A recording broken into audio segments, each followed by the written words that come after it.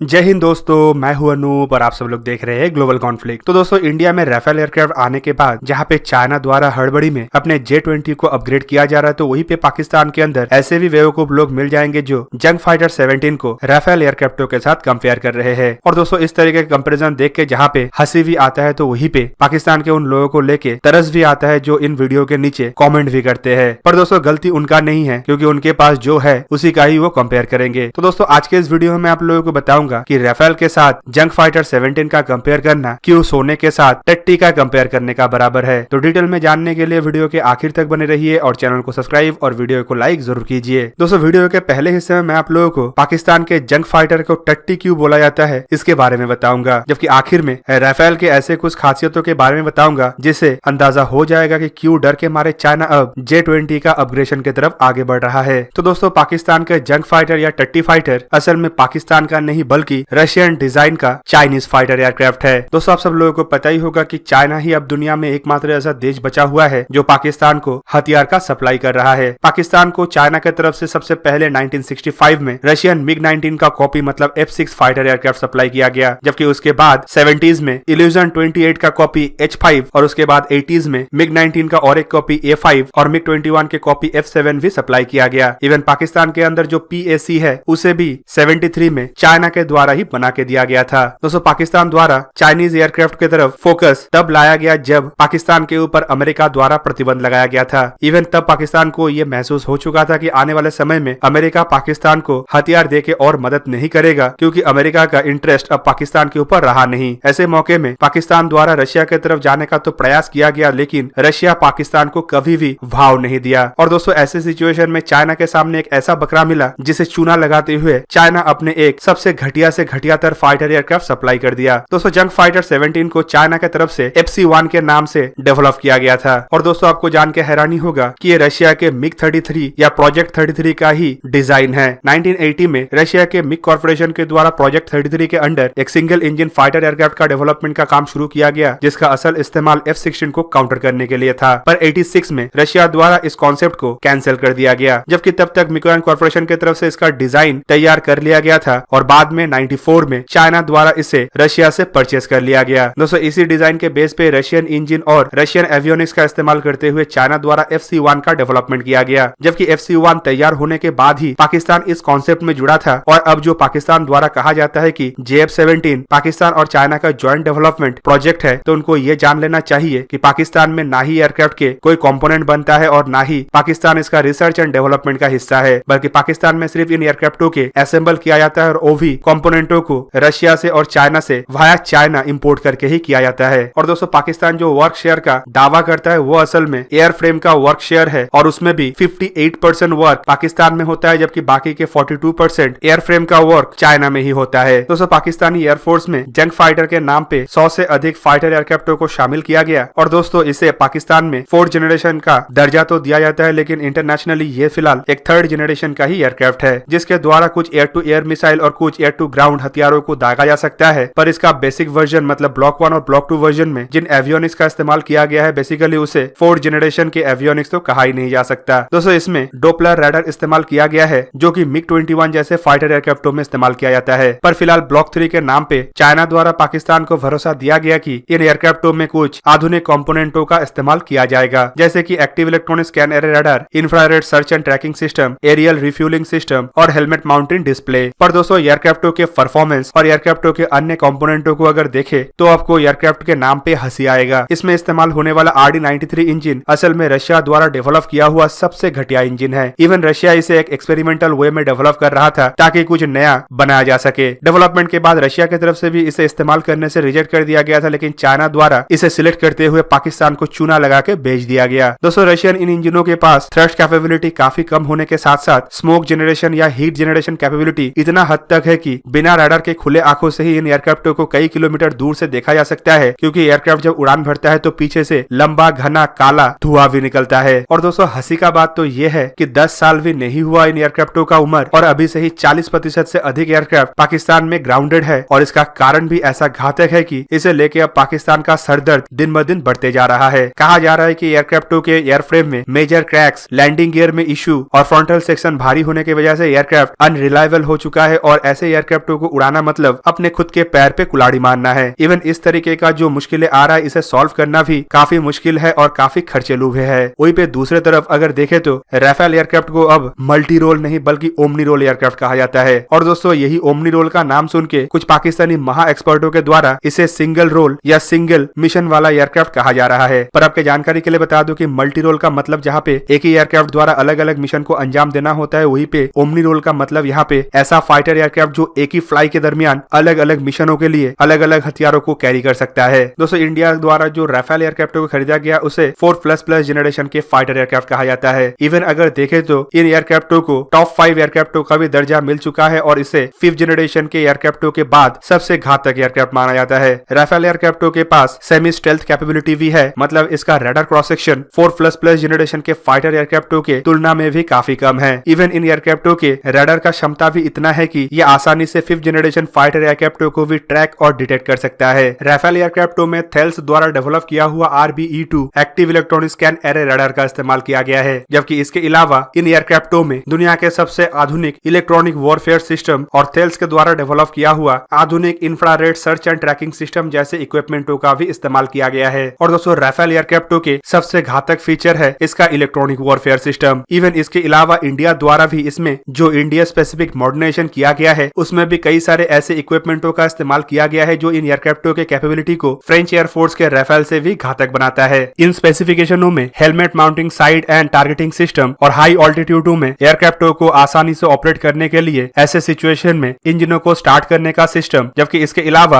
Upgraded radar warning receiver, low band jammer, towed decoy system जैसे equipment है। Even Bharat में जो राफेल एयरक्राफ्टों का सप्लाई हुआ है इन एयरक्राफ्टों के वेपन पैकेज को भी देखे तो इसमें घातक से घातक मिसाइलों को शामिल किया गया, जिनमें एयर टू एयर मिसाइल के रूप में मिटियोर, माइका, मैजिक 2 जैसे मिसाइलों का इस्तेमाल किया जाता है। और दोस्तों मिटियोर मिसाइलों के रेंज 150 किलोमीटर तक है और इसे दुनिया के सबसे घातक एयर टू एयर मिसाइल का भी दर्जा मिल चुका है। जबकि दूसरी तरफ एयर टू ग्राउंड हमले के लिए इसमें स्कैल्प नामक high precision long range low observer air launch ground attack cruise missile का भी इस्तेमाल किया गया है, जो दुश्मन के रनवे, दुश्मन के बंकर्स और ग्राउंड स्टेशनों को ध्वस्त कर सकता है। इन मिसाइलों का रेंज 300 किलोमीटर तक है, जबकि इसका एक्सटेंडेड वर्जन 540 किलोमीटर तक टारगेट को ध्वस्त कर सकता है। जबकि इसके अलावा एंटीशिप मिसाइल के रूप में एग्जॉस्टेड मिसाइल और एयर टू ग्राउंड रूप में हैमर जैसे प्रिसीजन गाइडेड हथियारों को भी लगाया गया है। दोस्तों इससे आप लोगों को अंदाजा हो गया होगा कि राफेल एयरक्राफ्टों को मैं वीडियो के शुरू में क्यों सोना बोला और पाकिस्तान के जंग फाइटर को क्यों टट्टी के साथ कंपेयर किया। और ऐसे में पाकिस्तान के उन लोगों के बातों को सुन के हंसी इसलिए भी आता है कि उनमें से कई लोगों को पता भी है कि राफेल का कैपेबिलिटी जंग फाइटर के तुलना में काफी घातक है। और अन्य वीडियो में वो लोग ये भी बताते हैं कि राफेल को काउंटर करने के लिए पाकिस्तान को चाइना के J-20 के तरफ जाना चाहिए, लेकिन फिर भी किस तरीके से अपने पब्लिक को बेवकूफ बनाने के लिए जंग फाइटर को राफेल के बराबर लाने का भी प्रयास करते हैं। तो दोस्तों ये था आज का वीडियो। अगर आपको वीडियो अच्छा लगा तो उसे लाइक कीजिए और मेरे चैनल को सब्सक्राइब कीजिए और साथ में बना हुआ बेल आइकन को भी प्रेस कर दीजिए ताकि आप मेरा वीडियो देख पाए सबसे पहले। जय हिंद।